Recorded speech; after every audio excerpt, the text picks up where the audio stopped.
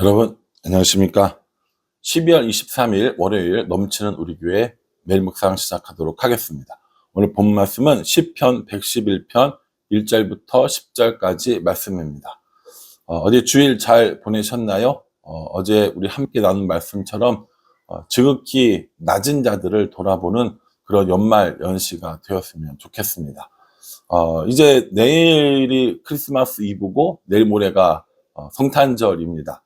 함께 모여서 성탄 예배 드릴 텐데 우리들 마음 가운데 예수님의 탄생을 기뻐하며 또 그 소식들을 다른 사람들에게 전하는 그런 시간들이 되었으면 정말 좋겠습니다. 시편 111편의 오늘 말씀은요, 1절에 보면 할렐루야 내가 정직한 자들의 모임과 회중 가운데서 전심으로 여호와께 감사리로다 라고 이렇게 얘기하면서 정직한 자들의 모임과 회중을 의미합니다. 여기서 정직한 자들의 모임과 회중은요, 단순히 도덕적으로 정직한 사람들, 거짓말을 하지 않는 사람들, 이런 사람들을 의미할 수도 있겠지만 영적으로 보면 거룩한 교회 공동체를 의미하는 겁니다. 우리는 다 정직할 수가 없는 사람들이거든요. 그러나 말씀 앞에서 또 하나님 앞에서 정직하게 살아가려고 애쓰는, 말씀 앞에 그 말씀을 지키려고 살아가는 사람들, 그걸 정직한 자들의 모임이라고 부른다라는 겁니다.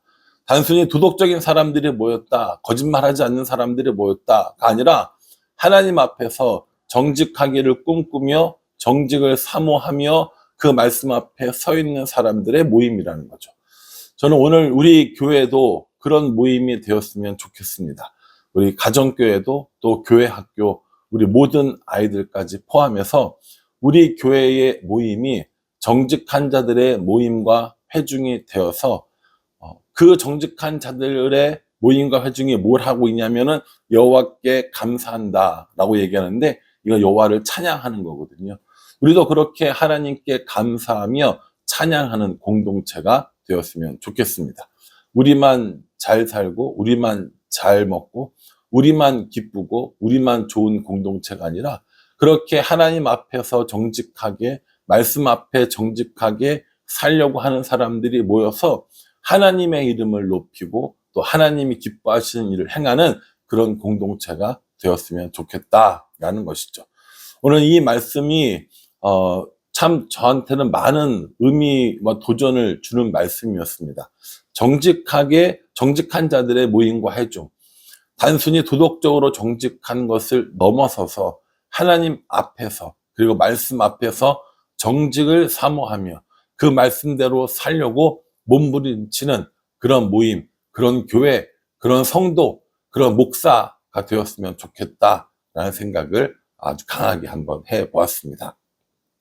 이렇게 정직한 사람들이 모여서 뭘 하냐면 찬양하는데 2절부터 4절까지 하나님을 찬양하는 모습들이 나옵니다.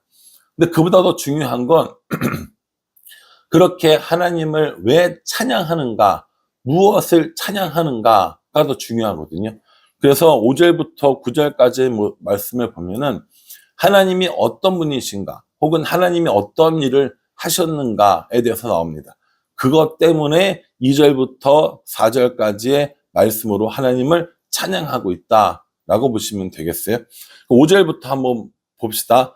여호와께서 자기를 경외하는 자들에게 양식을 주시며 그의 언약을 영원히 기억하시리로다 이렇게 말씀하십니다. 하나님께서 자기를 경외하는 자에게 뭘 주세요? 양식을 주세요. 그리고 그 언약을 영원히 기억하신다고 하십니다. 그러니까 하나님 어떤 분이세요? 자기를 경외하는 자에게 양식을 주시는 하나님, 그 언약을 기억하시는 하나님이라고 이야기할 수 있는 거죠. 그 뒤에 나와 있는 모든 말씀들이 그렇다라는 거예요. 5절부터 9절까지 하나님이 어떠한 사역을 하셨는지에 대해서 이야기를 하고 있다라는 겁니다. 여기서 우리 연말 깜짝 이벤트 한번 해볼까요?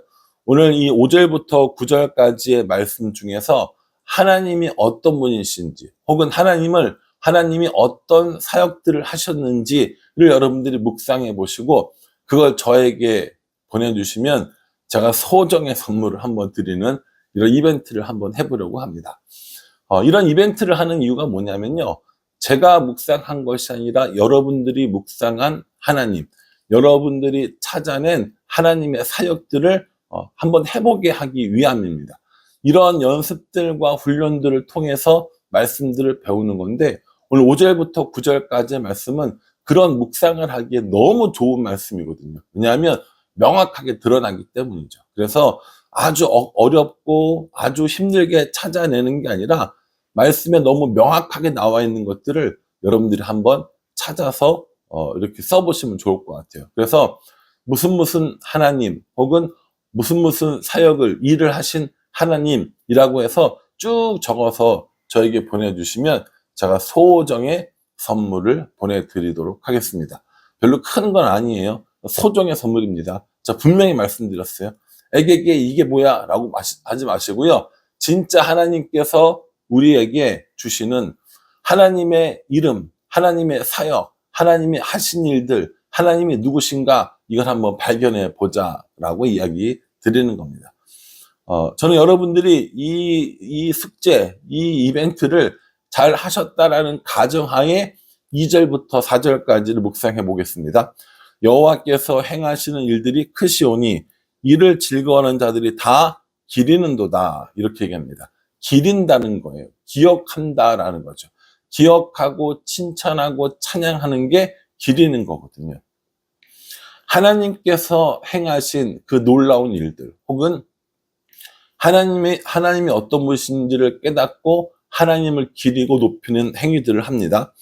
3절에요. 그의 행하시는 일이 존귀하고 어미하며 그의 의가 영원히 서 있도다. 이게 하나님의 이름을 찬양하는 거예요. 하나님의 이름이, 하나님의 일이 존귀하고 위엄하고 그의 의가 영원히 서 있는 거죠. 4절에도요. 그의 기적을 사람이 기억하게 하셨으니 여호와는 은혜로우시고 자비로우시다. 하나님은 은혜롭고 자비로우신 하나님이라고 이야기를 합니다. 그러면서 5절부터 9절까지 하나님이 이러이러한 하나님이기 때문에 하나님은 은혜로우신 거고 하나님은 자비로우신 겁니다. 라고 이렇게 고백을 하고 있다라는 거예요. 여러분 얼마나 좋아요. 우리가 믿고 있는 하나님은 그런 하나님입니다. 우리가 찬양하고 예배드리는 하나님은 그런 하나님이라는 거예요. 그냥 우리에게 아무것도 해주시지 않고 우리가 뭔가 하기를 바라는 그런 우상과도 같은 그런 존재가 아니라는 거예요. 우상은 우리에게 뭘 해줍니까? 아무것도 못 해줍니다.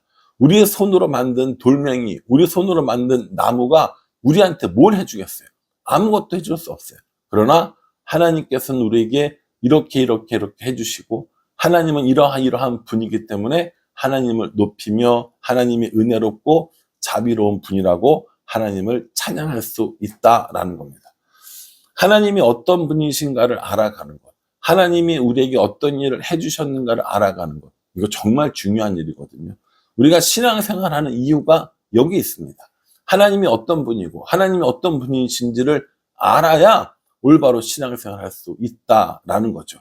그리고 그 하나님을 따르며 그 하나님과 동행할 수 있다라는 겁니다.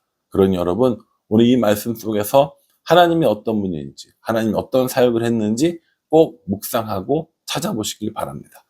우리가 이렇게 하나님이 어떤 분인지, 어떤 사역인지를 찾으면서 그 하나님과 동행하면서 살아가는 삶을 어떤 삶이라고 이야기하는가? 10절에요. 여호와를 경외함이 지혜의 근본이라. 그의 계명을 지키는 자는 다 훌륭한 지각을 가진 자이니 여호와를 찬양함이 영원히 계속되리로다. 여호와를 경외하는 것이 뭐라고요? 지혜의 근본입니다.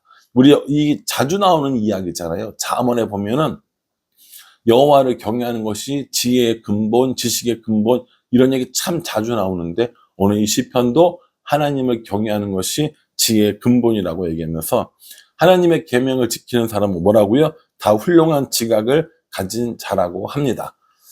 참 이런 거 보면 제가 훌륭한 지각을 가지지 못한 게 하나님의 계명을 잘 지키지 못하고 하나님을 경외하지 못함 때문이다 라는 생각이 들어서 좀 속상합니다. 그리고 더 하나님을 경외하고 하나님의 계명을 지키는 삶을 살아서 좀 더 훌륭한 지각을 가진 사람이 되어야겠다라는 생각을 해 봅니다.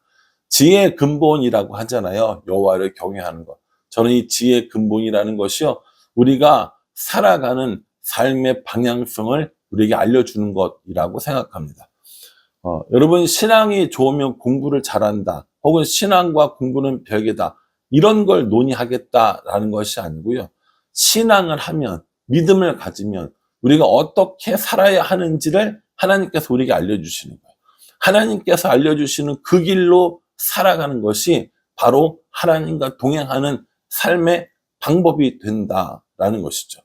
내 마음대로, 내 뜻대로, 내 계획과 생각대로 살아가는 것이 아니라 하나님이 우리에게 알려준 대로 살아가는 것, 하나님의 인도하심을 따라 살아가는 것, 그것이 여호와를 경외하는 지혜의 근본을 깨닫게 되는 방법이라는 겁니다. 저는 우리 교회학교 아이들이 공부를 잘했으면 좋겠습니다. 좋은 대학을 가고 좋은 직장에 취직을 하고 하는 일들이 다 잘 풀렸으면 좋겠습니다. 그렇게 할 수 있는 방법이 뭐냐면 하나님을 경외하는 것들을 배우는 거예요. 지혜의 근본이신 하나님과 동행하는 삶을 사는 겁니다. 시험 성적 중요합니다. 공부 열심히 해서 좋은 성적을 가지는 것이 분명히 필요하죠. 그러나 그것보다 더 먼저인 것은 하나님을 올바로 경외해서 지혜의 근본이 무엇인지를 깨닫는 겁니다. 그리고 나서 하는 공부가 진짜 하나님의 영광을 위해서 하는 공부가 되어지는 거예요. 아이들에게 가끔 물어봅니다. 왜 공부를 하니? 왜 공부를 열심히 하니? 그러면 대답이 비슷해요. 좋은 대학 가려고, 좋은 직장 가려고, 부자로 살기 위해서, 내가 하고 싶은 것들을 하고 싶어서, 이런 얘기들을 참 많이 하거든요. 여러분, 우리 아이들이 그런 아이들로 자라났으면 좋겠습니까? 공부도 잘해야겠지만, 부자로 살아야겠고, 꿈도 이루어야겠지만, 그보다 더 먼저인 것은 우리 삶의 지혜의 근본이시는 하나님을 경외하는 삶이라는 것입니다. 오늘 하나님이 어떤 분이신지, 하나님이 어떤 일들을 하셨는지 깨닫는 것이 이마만큼 중요하다고 했습니다. 그러니 여러분, 오늘 제가 여러분들에게 이야기 드린 작은 이벤트에도 함께 참여해 보시고 하나님이 어떤 분이신지, 하나님이 어떤 사역을 하셨는지 깨닫고 지혜의 근본 되시는 하나님을 경외하는 삶을 살아가는 우리 모두가 될 수 있기를 주님의 이름으로 축복합니다. 기도하겠습니다. 하나님, 하나님의 이름을 높이며 찬양하는 정직한 자들의 모임과 회중이 우리도 그런 모임에 들었으면 좋겠습니다. 우리 성도들이, 그리고 제가, 우리 교회가 정직한 자들의 모임과 회중이라고 칭함받을 수 있도록 은혜 베풀어 주시옵소서. 하나님께서 우리에게 베풀어 주신 놀라운 사역들을 봅니다. 이 사역들로 인하여서 하나님을 높이며 찬양하게 도와주시고 여호와를 경외함이 지혜의 근본인 줄 깨닫고 여호와를 찬양하는 일들이 영원토록 지속될 수 있도록 우리 인도하여 주시옵소서. 우리는 언제나 연약한 사람들입니다.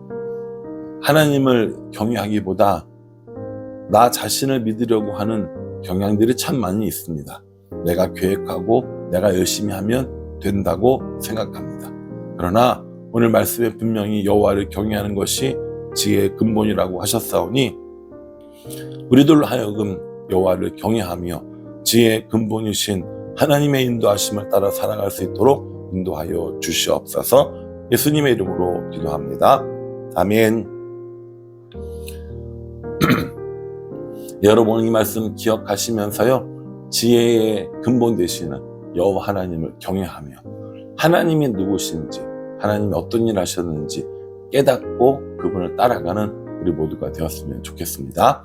여러분, 이벤트 많이 참여해 주시고요. 그래서 하나님이 어떤 분인지 그럼 스스로가 발견하고 그 하나님과 동행하기를 간절한 마음으로 기도하겠습니다. 감사합니다.